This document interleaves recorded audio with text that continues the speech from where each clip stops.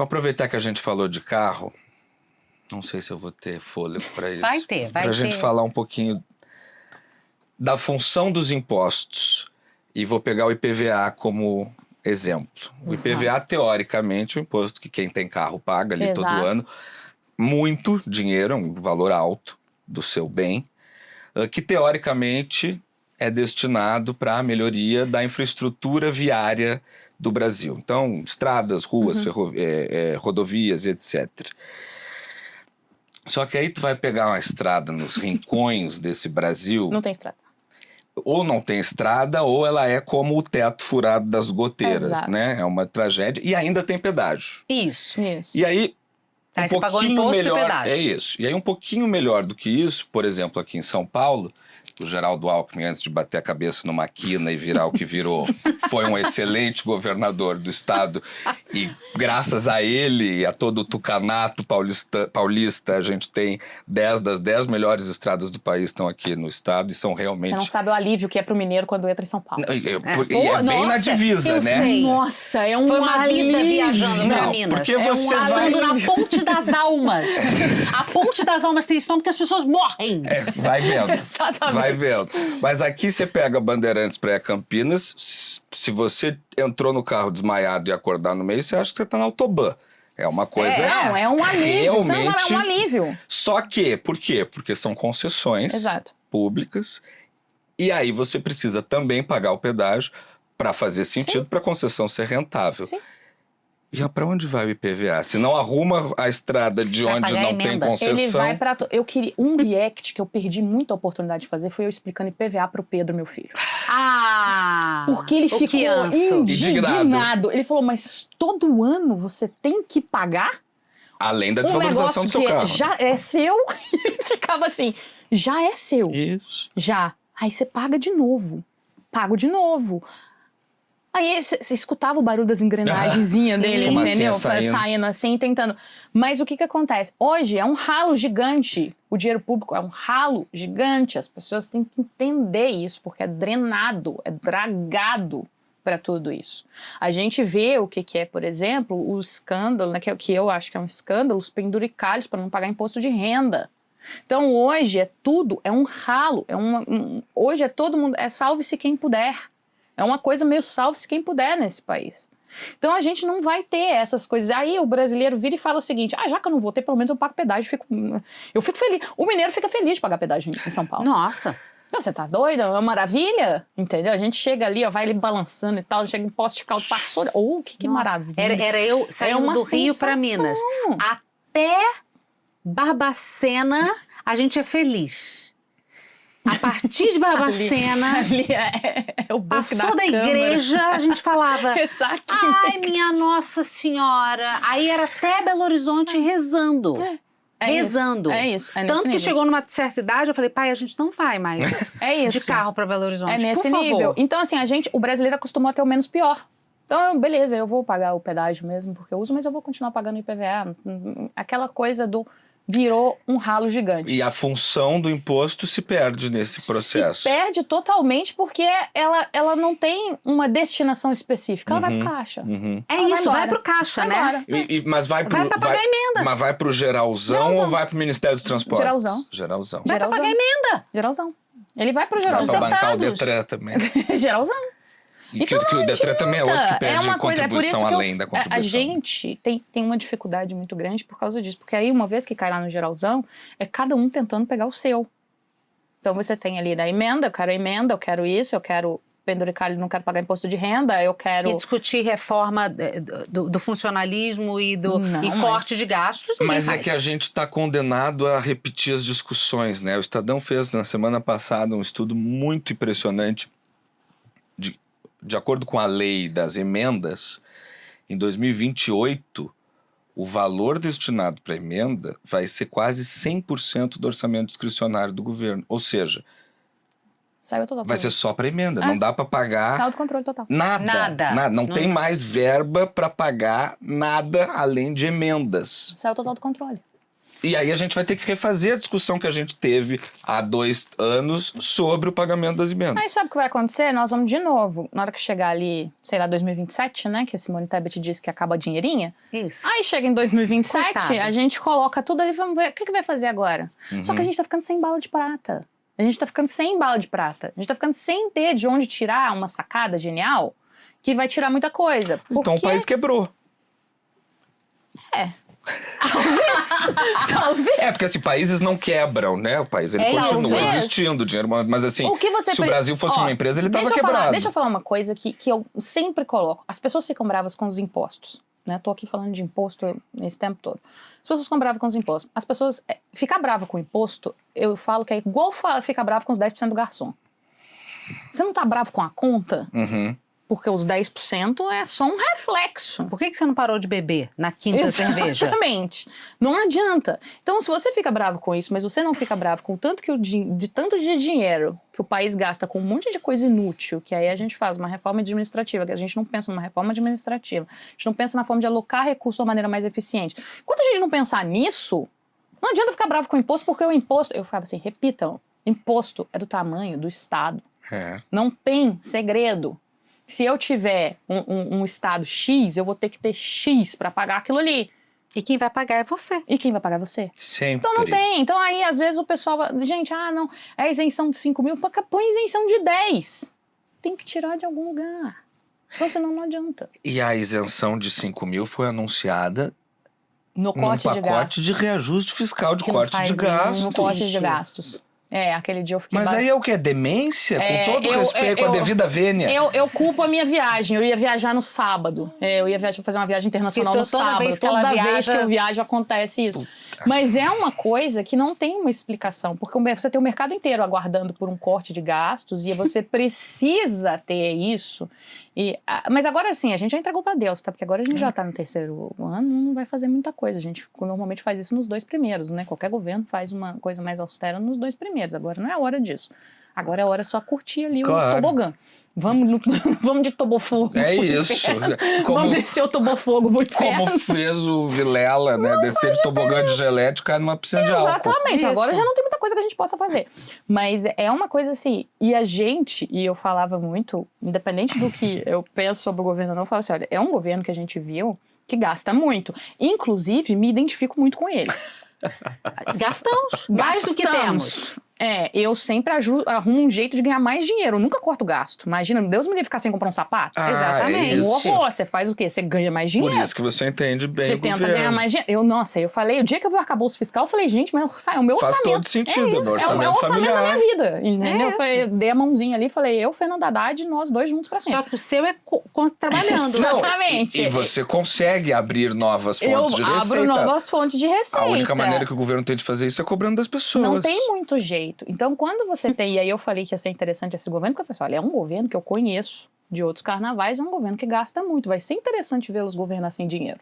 Gente, é uma coisa alucinante. Vai ser interessante vê-los governar sem dinheiro. E a história do seu pai, de que a história se repete. Hoje de manhã eu tava falando, e diante desse escândalo do INSS, que é inacreditável. Bom, hoje é dia 29, estamos gravando essa entrevista, dia 29 de abril, e hoje... Carlos Lupe ainda é ministro da Previdência, por mais... Dizendo que não dá para fazer milagre. Não, e ontem falou que não é Deus. Não é Deus. Como se alguém estivesse esperando onisciência daquele homem e não decência apenas, né? Feito desabafo, por que eu estava falando isso? Porque o Lupe foi ministro do Trabalho do governo Dilma em 2011 e foi afastado pela mesma coisa 14 anos atrás. Mas é exatamente isso. Não tem como sair diferente. O papai sempre falava isso. Ele falava assim, se você estudar história, vai acontecer de novo. Porque o futuro não é criativo. Não é. E deixa eu só falar uma coisa muito importante. Quem vê duquesa de táxi nas redes, muito bem maquiada, com seu vídeo, com seu microfone de lapela, muito plena, fazendo vídeo, vai falar assim, mas essa menina, mineira bem-nascida, filha de oligarcas, entendeu? Mineiros, donos de fazenda, fazendeiros. Essa menina estudou em colégio público a vida inteira, pai funcionário público, mãe professora, morava... Gente, ela não era de Belo Horizonte, ela era de Bom Despacho. Bom Despacho. E eu acho muito importante falar isso. Sabe por quê, dona Duquesa? Porque não é para levantar a bandeira ou para as pessoas falarem, tá. Porque aqui, outro dia, um comentário nas redes sociais, veio uma senhora falando, porque a Cecília não é nascida em berço de ouro. Criada em Copacabana. Aí eu fiquei Aí me irritou, eu fui defender. Porque eu falei assim, pode nos odiar, mas não mente. Não mente. Aí eu parei lá, ela falou assim, não, deve ter tido apoio, grande apoio para fazer cursinho de inglês, voluntário, né, coitada. Ironizando porque a Cecília fala inglês. Deve ter ficado internada no SUS muito tempo. Aí eu vim discriminando cada ponto do que ela falou, porque as pessoas acham que conhecem a gente, elas vestem uma estampa na gente e não discutem o que interessa. Porque na verdade, ainda que tudo que aquela senhora dissesse fosse verdade, isso não deveria inviabilizar debate algum. Ela e todo mundo, ninguém aqui é contra ajuda social. Não. Nada. Ninguém, a gente vive, é o que você falou, quando veio o lance de taxar produtos, vamos taxar ultraprocessados. Aí o governo falou, não, ultraprocessado não vai dar. Por quê? Porque a gente vive num país pobre. Exato. Claro. As pessoas esquecem comem disso. muito ultraprocessado. Você não pode taxar ultraprocessado, você vai estar taxando mais ainda o pobre. Então você não adianta dizer que é pecado e que faz mal pra Tem muita saúde. gente que fala assim, tem que tributar mais a renda. Aí eu falo assim, a gente mora num país pobre. Próxima pergunta. Não, isso vai na contramão do consenso mundial de que a justiça tributária ela é pautada no imposto sobre consumo, sobre consumo. Hoje a gente tem um consumo. É isso. Só que tudo o brasileiro... tão complexo que eu até duvidei de mim mesmo agora. Só que o brasileiro também, ele não aceita pagar no consumo. Não. Que é o que você falou, que é maravilhoso. Se aparece imposto na nota... Não, se aparece imposto no caixa. Mas que isso? Que horror. Lá tava 10, como é que eu tô pagando 20? Deus me livre. Eu não gosto de... Inclusive, eu achei que era um experimento social, ver como é que as chinesas iam fazer com o imposto de importação, se elas iam embutir no preço ou se elas iam deixar pro caixa. Parte embutiu, né? Parte embutiu e parte não. Eu queria saber qual foi o resultado disso, porque o susto do brasileiro no caixa é um negócio real. Eu falo porque eu também tô. Então, quando eu tô fora do Brasil e compro alguma coisa, chega lá 100, aí é 110. Não, peraí, ué. Ou como assim, a 110 era 100? Então, assim, a mente do brasileiro foi pensada para isso. Mas eu concordo com o que você tá falando. Eu cresci em Bom Despacho, gente. Uma cidade de 40 mil habitantes. Cresceu mesmo, só foi sair na adolescência. Isso aí depois que eu já tinha 17 anos que eu fui sair de lá. E é uma coisa, assim, escola pública e tudo mais. Então, assim, o que a gente tem é estudo, é ter condições, e é por isso que eu falo tanto que as pessoas têm que ter condições aqui no Brasil, de ter ali é o que eu fico brincando, tem que saber português e matemática.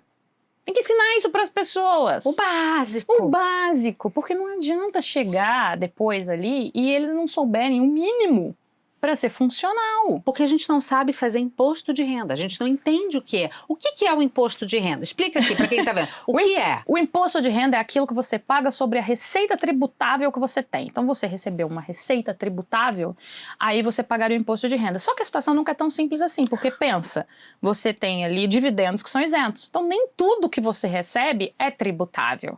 Então, você tem algumas coisas que não são. Essa complexidade é que faz com que a gente não consiga entender. Então, essa complexidade é mais difícil. Quanto mais a gente vai colocando... Mas por que é os dividendos? Aí a gente vai voltar lá naquela história lá dos dividendos isentos.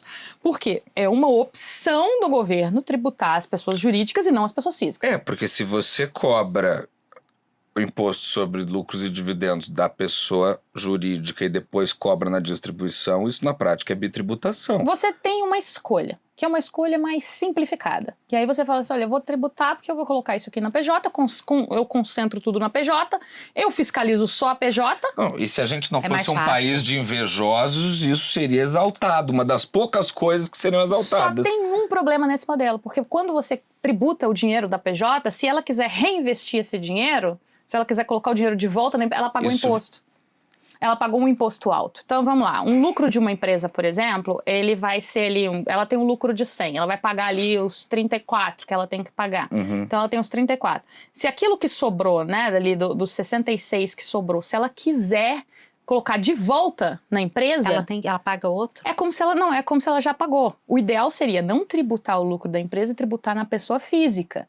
Porque aí o capital que ela quer colocar de volta na empresa para a empresa crescer não seria tributado. Porque aí você tem mais empregos, mais inovação, mas essa é a lógica. Então, é difícil, é o barulhinho das engrenagens. Não, tô entendendo. Você não coloca uma tributação na pessoa jurídica, o dinheiro dela volta, porque aí ela vai reinvestir. Aí você tem duas opções quando você tem o lucro. Ou você reinveste, ou você entrega pro seu sócio. Se você entregar pro seu sócio, ele vai pagar imposto. Porque aí tá na pessoa física. Aí ele paga imposto. Se você quiser colocar mais coisa na empresa, para gerar mais emprego, Aí o governo não faz nada e reclama dos rentistas. Nossa, eu Brasil acho isso... É o paraíso Exatamente. dos rentistas, né? Mas aqui, por que você vai tomar risco num país igual esse? Empreender nesse país é dificílimo. É dificílimo. Empreender nesse país é Até dificílimo. porque quando você começa a receber as guias, você fala, mas peraí, eu tenho que pagar isso. Mas eu tava contando esse dinheiro aqui pra contratar mais uma pessoa. Empreender nesse país é um inferno. Se o rentista, ele pega o caminho mais... Aí, de novo, eu tô ali na sala, tá tudo molhado, né? Então, os baldes, tudo molhado. Aí o rentista, o que ele faz? Ele acha um canto ali seco pra ele. Você acha que ele não vai ficar ali bonitinho? Claro. Pegar um café e sentar ali, se ele tem essa oportunidade? Agora... Com juros a 600% Aí eu ao sento ano. aqui no meu sequinho aqui, eu não tenho tranquilidade. Mas outro dia, não sei se você viu, viralizou um corte do Rafinha Bastos falando de quanto que ele paga de imposto nos Estados Unidos. Que ele falou, eu pago muito menos imposto no Brasil, porque morando nos Estados Unidos, eu pago imposto no Brasil e pago imposto nos Estados Unidos pelo que eu ganho no Brasil. Sim. E por que a gente reclama, então? Bases mundiais. Na realidade, a gente tributa, a renda nossa ainda é tributada de uma maneira muito esquizofrênica. E é o que eu disse quando eu faço a crítica. Como tudo. Quando eu faço a crítica da reforma do imposto de renda, que foi a reforma, que é aquelas 6 páginas que entregaram. De novo, estamos tomando o caminho socialmente mais... Não me cancele. O caminho socialmente mais certo é quem ganha R$5.000 não tem que pagar imposto de renda. Claro. Esse é o caminho correto. Porque já estava atrasado há muito tempo. Já estava atrasado. Tem 10 anos que ninguém mexe nessa tabela. Eu falei, o meu filho, por exemplo, que torce para um time que não está mais tão vencedor assim, já viu mais títulos do time dele do que a atualização da tabela do imposto de renda. E olha que o time dele não está tão bom assim. Então daí... Ela fez de tudo para o filho virar galo, mas deu tudo errado. Deu tudo errado e aí eu uso do quê? Da prática do bullying eterno ali, porque ele fez a escolha errada. Tá certo. E ele vai arcar com o peso disso o resto da vida.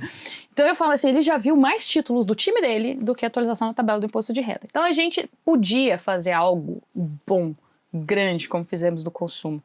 Mas dava tempo para cumprir a promessa de campanha até o final do ano? Não dava. Não dava tempo.